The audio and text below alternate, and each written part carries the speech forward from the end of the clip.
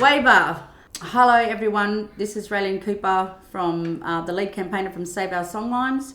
I'm here tonight to share with you where Save Our Songlines are up to. I have next to me my son Mark Clifton, and I have my older sister Esther Montgomery in support, and they'd like to add to our conversation this evening. First of all, I'd like to acknowledge the Ngunnawal traditional custodians of the area.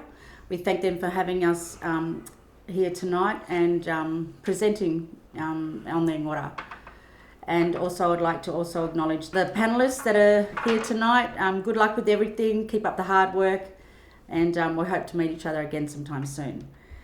So I guess get straight into it. First of all, I'm going to read statements that are within the Section 10 that was submitted 3.5 years ago, February 2022, to our Federal Minister then, Tanya Pilbersek, who obviously did not do a thing in regards to protections of Murujuga.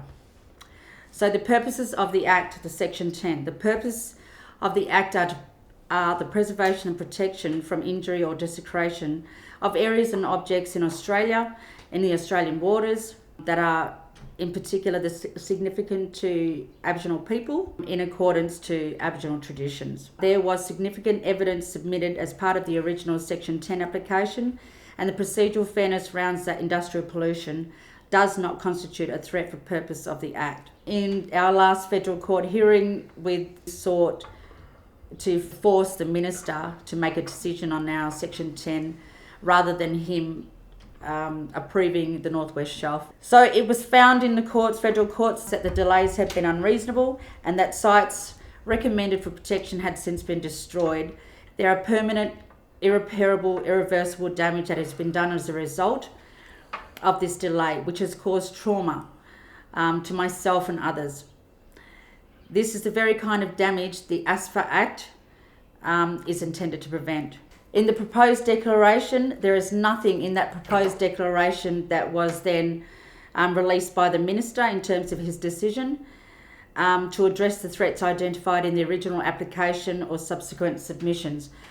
In my view, the proposed declaration has been manufactured to provide the Minister with something to make it look like he was making a meaningful decision that may look good on paper, but does not offer anything of any practical effect to address the ongoing threats from industry, and importantly, the rock art and the major problems of acid gas emissions that are being spewed out of these industrial projects as we speak.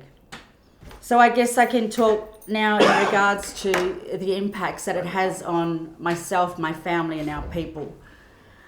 Since the Section 10 was first submitted in February 2022, we have seen visually the impacts that it has on our water back at home. When we're talking about several hills, we're not talking about several pieces of rock art, we're talking about mountains that have been destroyed by Perdaman, who right now are so not far away from actually turning the green lights on to have this emission spewing project, and the development continues. It's like a machine.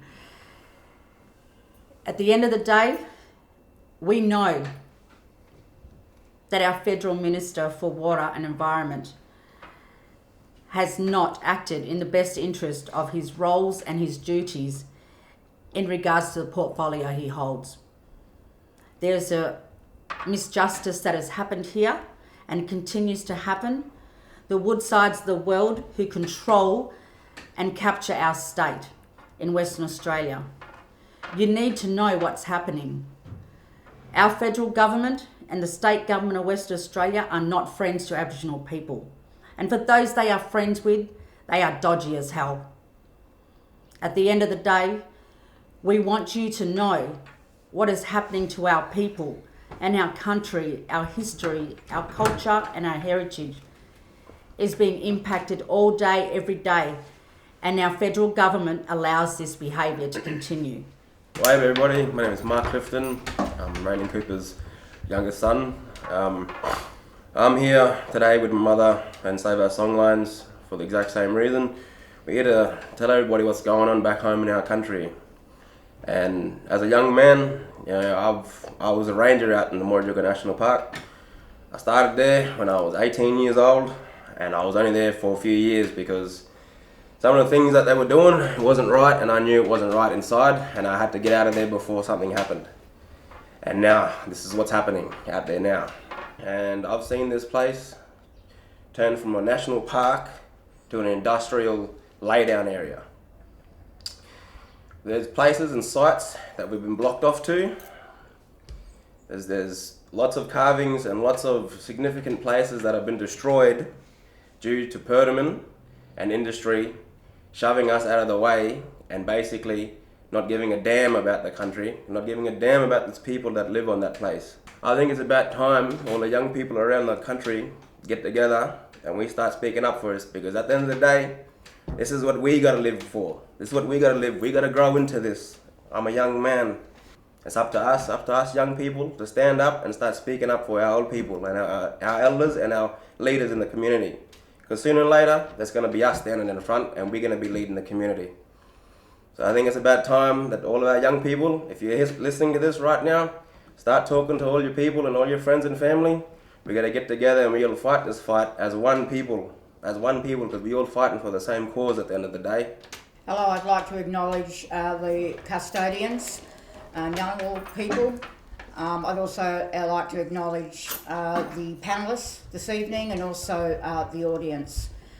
This is a time for mobilisation. We are fighting an evil. They change the goalposts all the time. As Raelene said, the West Australian government and the federal government are no friends of Aboriginal people. In fact, they're no friends of any mums and dads out there across Australia. They're about destruction and blowing up Mother Earth. And the goalposts change all the time in order for more greed and money here in Western Australia. We've got Scott Reef, we've got obviously Murujuga, and we've also got Alcoa that's been extended down south. So this is a call out for mobilisation across Australia, because we are fighting an evil. They are no friends of anyone. So they are about destroying. They change the goalposts. They're in cahoots and in bed together, industry and government. They are not about the people. They're not listening to the people at all. Proof's in the pudding. You only have to look at the state of Western Australia and the destruction that they're doing, not only in land but also offshore, putting new platforms in, Chevron and all the companies. So we are in a state of emergency. Can't say it enough. People know it. But we really do have to mobilise and get people out there on the streets, and it's all about people power. It's going back to the basics of, the 1980s and 70s, during the land rights movement, and that's what it's all about. It's about going back to the basics. But as an elder, and all the elders who've been there and been on the streets, some of you may remember those old days. Well, now we've got to share our wisdom with the young people. We've got to support our young people unconditionally. This is not an Aboriginal thing. This is an everybody thing in Australia. Yep. Mobilisation is the key word to fight the government, because they're all about control. They're about taking everything over. They're even mining, on the fringe and inside national parks, which are supposed to have World Heritage, acknowledgement by the UN. They're breaching all the rules. They're breaking all the rules, moving all the goalposts as they see fit in order to make more money, because that's what it's about, more money. So this is a fight right now. We can't sit back and wait for somebody else to do it, because guess what? Ain't nobody coming. So we have to do it. Thank you very much. Thank you so much, Turo and Son. Just like to give you also a brief, we're from now, Murujuga, UNESCO World Heritage nominated listed area is being destroyed every moment that we're here talking to you. It's shameful. It's a shameful act. We had our Minister, Murray Watts, last month over in France, in Paris, at UNESCO, lobbying those other nations to,